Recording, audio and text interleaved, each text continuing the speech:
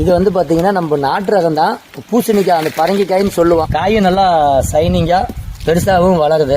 நாங்க போன டைம் தப்பு பாத்தீங்கன்னா ஒரு 20 கிலோக்கு கிட்ட டச் ஆச்சு. சரி சரி. இது 2வது பட்டா. இது பாத்தீங்கன்னாலும் ஒரு 15 கிலோவுக்கு கிட்ட வரும். ஓகே. காரணம் என்னன்னு பாத்தீங்கன்னா நம்ம இடுபொருள் தான். எதுவுமே நம்ம கொடுக்கக்கூடிய பொருள்ல செலவில்லாம நம்மளே தயாரிச்சு கொடுக்குறோம். அதுதான் இதுல ஒரு பிளஸ் பாயிண்ட்.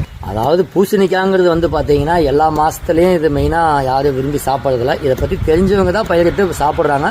மீதி பாத்தீங்கன்னா இந்த புரட்டாசி மாசம், தை மாசம் படையலுக்கு சாமிக்கு படைக்கிறதுக்காக மட்டும்தான் அந்த மாசங்கள்ல தான் இது அதிகமா விற்கும்.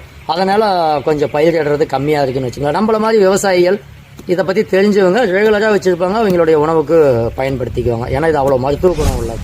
இப்ப இது இந்த ரகத்து பேர் வந்து என்ன பேருன்னு சொல்ல முடியும்? நாட்டு ரகம் பேர் மறந்து போச்சு. நம்ம எல்லா நாட்டு ரகத்தையும் வாங்கிட்டு வந்து எல்லாமே இப்ப பார்க்க போறோம்.